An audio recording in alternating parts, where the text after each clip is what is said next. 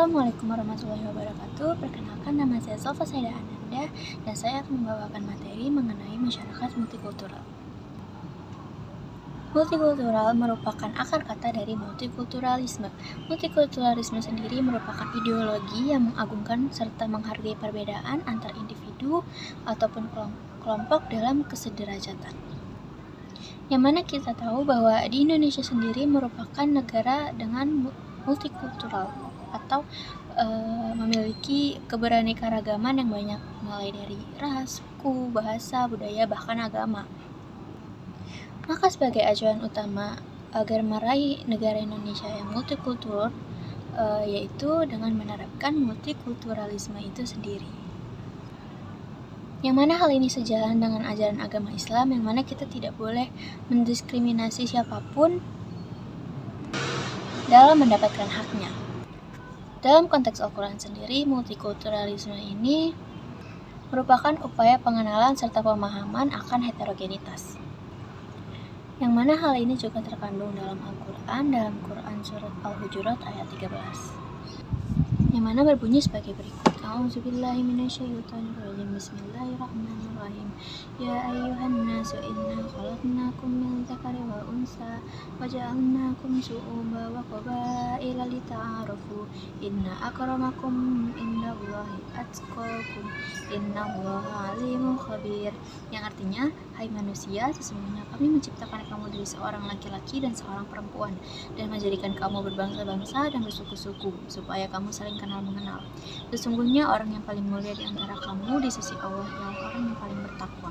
Sesungguhnya Allah Maha. Dengan pendidikan multikultural, hal ini mencerminkan bahwa Islam memiliki hal yang tinggi dalam ilmu pengetahuan dan didasari pada persamaan hak serta keadilan sosial dalam memperoleh pendidikan. Yang mana pendidikan multikulturalisme ini sendiri memiliki tujuan agar kita dapat menghargai perbedaan, supaya dapat menciptakan lingkungan, negara, serta bangsa yang damai dan sejahtera.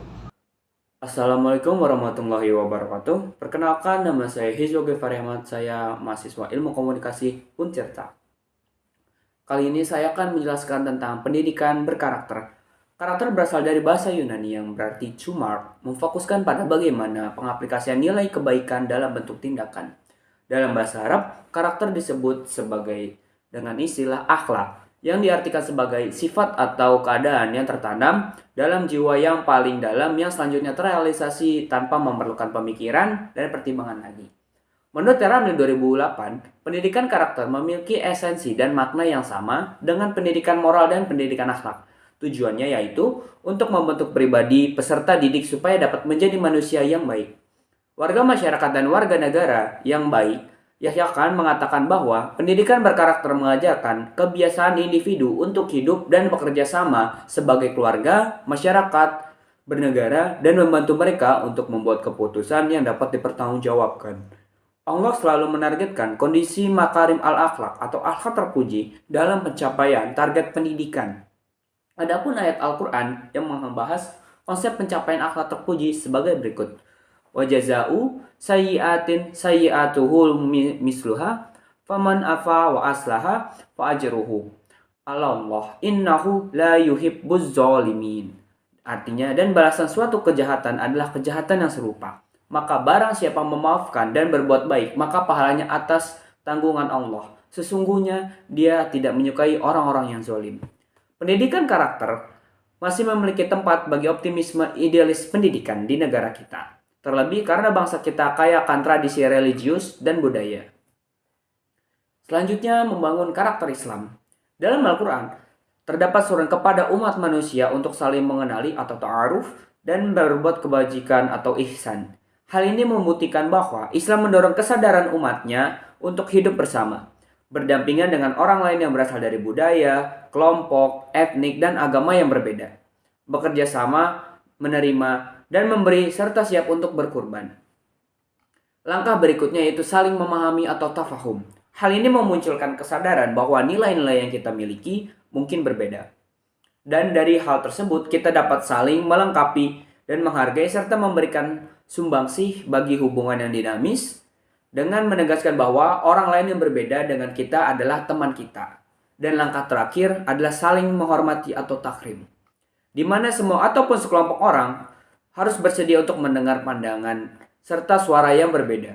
Dalam hubungan antar manusia, dituntut juga adanya rasa saling percaya, berbaik sangka, toleran, nilai-nilai seperti itulah yang harus dikembangkan dalam tata pergaulan atau hubungan antar sesama manusia.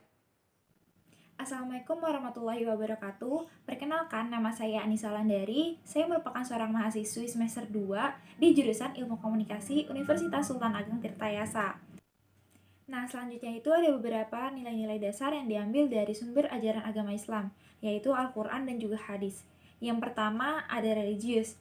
Sebenarnya sikap religius ini merupakan suatu sikap yang personal, tetapi dalam ajaran agama Islam diajarkan bahwa keagamaan yang tulus itu bukan hanya sekedar kita menjalankan dari segi formal saja, seperti melafalkan syahadat, sholat, puasa, zakat, dan pergi haji. Tetapi harus diikuti pula oleh bukti nyata seperti budi pekerti yang luhur.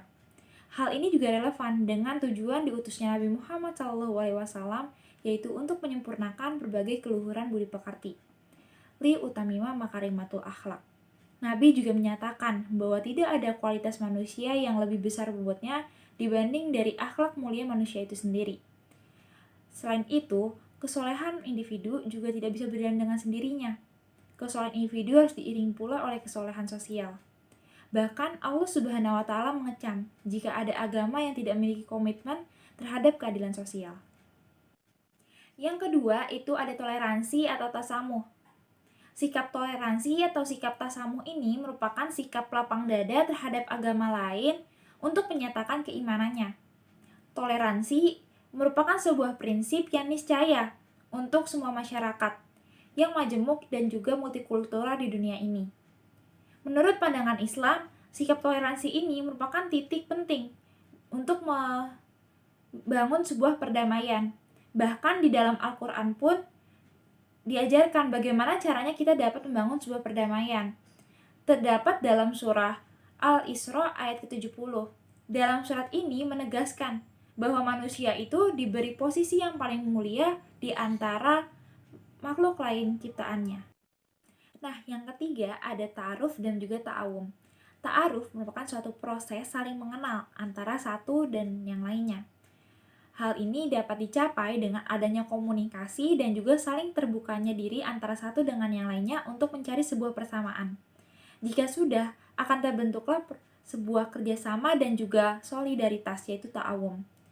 Formulasi dari ta'aruf ini sendiri terbagi menjadi 3 bentuk, yaitu ada ukhuwah basyariyah, yaitu persaudaraan umat manusia. Yang kedua ada ukhuwah watnaniyah atau persaudaraan kebangsaan. Dan yang ketiga itu ada ukhuwah islamiyah atau persaudaraan umat Islam. Nah, dalam proses ta'aruf ini sendiri, kita harus bisa saling mengenal dan mengakui adanya keberagaman dan perbedaan antara satu dengan yang lainnya. Hal inilah yang dinamakan sebuah toleransi. Nah, yang keempat itu ada persaudaraan atau ukhuwah.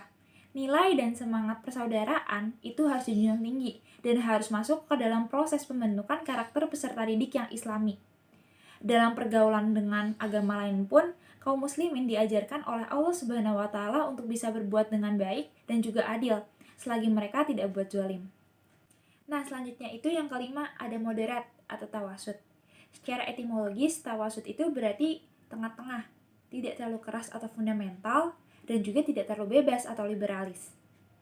Terdapat dalam Quran surah Al-Baqarah ayat 143, yang berarti, dan demikianlah kami menjadikan kamu umat Islam, umat yang adil, tengah-tengah, dan pilihan agar kamu dapat menjadi saksi atas perbuatan manusia, dan Rasul Muhammad dapat menjadi saksi atas perbuatan kamu. Sikap tawasud ini harus diajarkan dalam peserta didik. Di antaranya ada 3, yaitu tidak terlalu ekstrim dalam berdakwah. Yang kedua, tidak mudah mengkafirkan orang lain sesama muslim hanya karena perbedaan pendapat mengenai pemahaman agama. Dan yang terakhir itu adanya toleransi antara agama lain ataupun sesama muslim. Yang terakhir ada tawazun. Tawazun secara bahasa berarti keseimbangan atau seimbang, yaitu sikap di mana seseorang harus bersikap adil dalam menghadapi segala persoalan. Menurut As'ad Said Ali, sikap tawazun ini diperlukan untuk memberikan kita batasan atas kebebasan atau liberalisme agar tidak kebablasan. Selain itu juga, sikap tawazun ini itu diperlukan dalam kehidupan agar kita tidak terjerumus ke dalam ekstremisme, radikalisme, dan juga fanatisme. Bahkan dalam Islam diajarkan bahwa persoalan antara akhirat dan dunia itu harus saling seimbang. Sekian pemaparan materi dari kami. Kurang lebihnya mohon maaf. Wassalamualaikum warahmatullahi wabarakatuh.